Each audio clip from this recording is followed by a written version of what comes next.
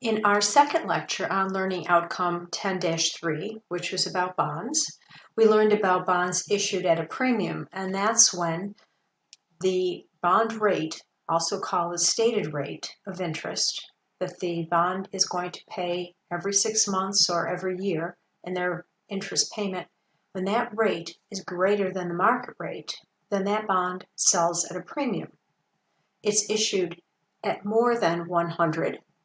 So the quote in the financial media are over 100s, for example, 102, 104, in this case 107. And the company receives more cash than they have to pay back at the end of the bond's life, at maturity. Now we're going to be learning about bonds issued at a discount.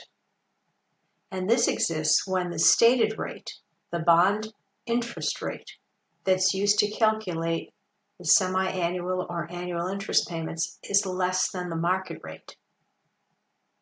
In this case, the issue price, the quote that you see on the various financial media, will be less than 100, 96, 98, 99. The problem here is that the bond that the company is trying to issue is not attractive to bondholders because the interest rate that the company is offering as the stated rate is less than they could get elsewhere. So the bond has to be sold or issued at a discount, at less than face value. In our example here, General Mills receives $94,000 for bonds with a face value of $100,000. So most likely this bond issue price was 94, and remember we put a percent by that, and we multiply it by the face value of the bonds, $100,000, to give us $94,000. So the bondholders buy the bonds for $94,000, but they get paid back $100,000, $6,000 more than what they gave the company. Remember, bonds payable is always credited for the face value. Well, if they give the company less than what they get paid back, that difference is additional interest to them. And that's absolutely the case. Except we can't call it interest expense all on the day that the bond is first issued. We have to spread that out over the life of the bond, just like we did with the premium. So, why would companies be willing to discount a bond? Because the current market rate of interest is higher than the bond's stated rate, in this case 9%.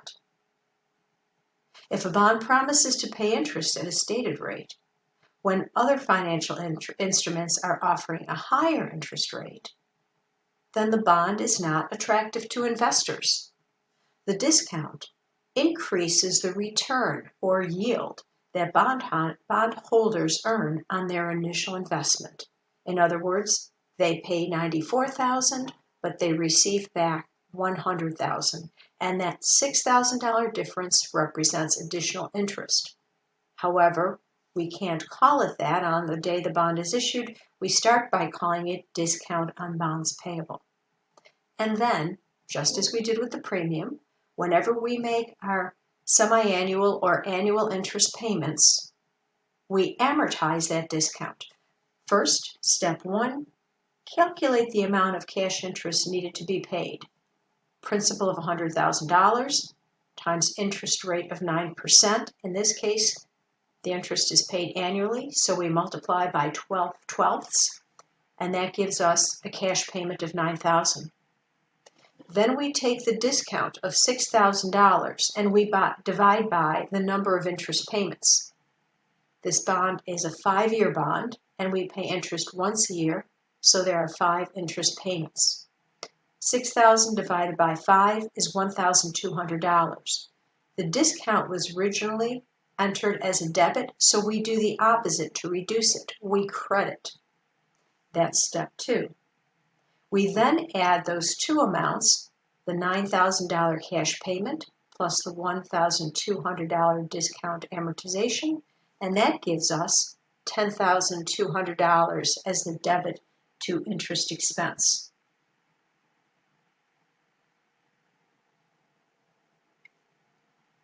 So whereas the amortization of a bond premium reduces interest expense, the amortization of a bond discount increases the interest expense to be greater than the cash payment.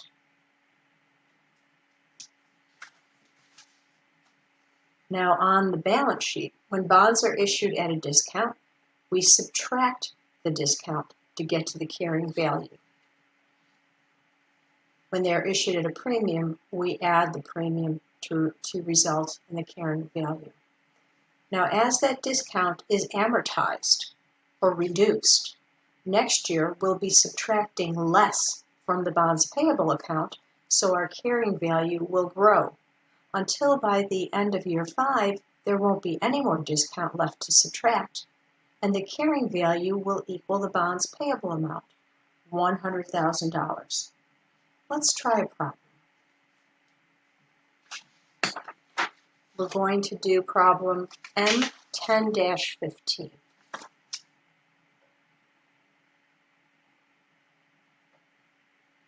Simcoe Company issued $600,000 of 10-year 5% bonds on January 1st, 2018. So the $600,000 is the face value or principal that needs to be paid back at the end of the bond's life, and 5% is the stated rate, the rate that we use to calculate the bond interest payments. But the bonds were issued for $580,000. Instead of giving you an issue price, 94, 96, 97, they tell you how much the bond sold for, so we don't have to calculate how much cash the company is receiving because they tell us it's $580,000. They tell us interest is paid annually. That means once a year at the end of the year, and using straight line amortization, prepare journal entries to record the bond's issuance and then the payment of interest. Now, to compute the cash received from the bond issuance, there is no calculation necessary. It's $580,000, which they told us. Okay, so we'll debit cash for $580,000. We will credit bonds payable for the face value, what has to be paid back at the end of the bond's life when it matures, $600,000. And the extra $20,000 here that we need to debit will go to the discount on bonds payable. So the bondholders of Simcoe bought the bonds for $580,000, and they're going to get back $600,000 at maturity. That extra $20,000 here that they're going to get back represents additional interest. But we can't call it additional interest all on January 1st. We have to spread that out over the life of the bond. So now let's do our payment of interest and amortization of the discount. Let's start from the bottom, and let's first calculate the credit to cash, how much we have to pay out for that bond interest payment. So we'll take $600,000, which is our principal or face value. We'll multiply by our 5% stated interest rate, and then by 12 over 12 because we pay interest annually. So that comes to $30,000. Now let's calculate the amortization of the discount. We know that if a discount was created in a debit position, to reduce it or amortize it, we need to credit the discount on bonds payable.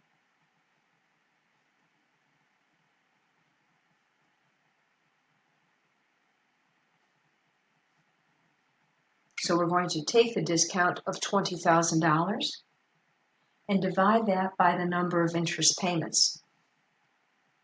These are 10-year bonds, and they pay interest annually, which means once a year. So we need to divide by 10 because that's the number of bond interest payments we'll be making. 20,000 divided by 10 is 2,000. And now the third step is to debit interest expense for the addition of the two credits here. $30,000 plus $2,000 equals $32,000.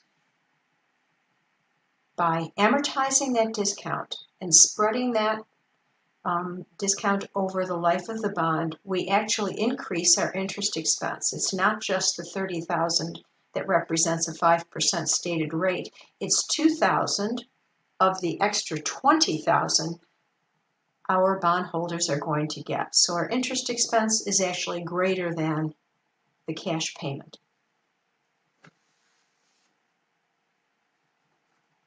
And we're going to end right there, and the next lecture is going to be on bond retirements. See you next time.